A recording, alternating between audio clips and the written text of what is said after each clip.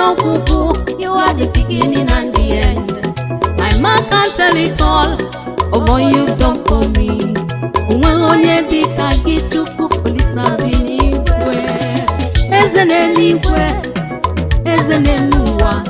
Your mercy is everlasting. Ihe kwuru ya ga-eme.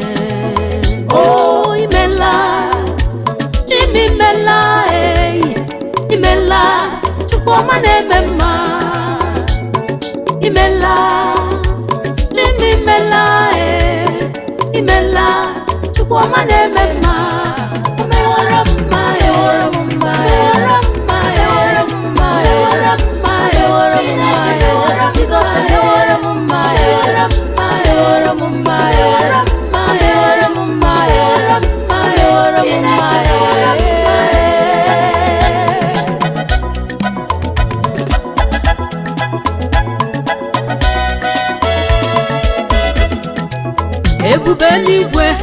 I'm grateful for all you've done.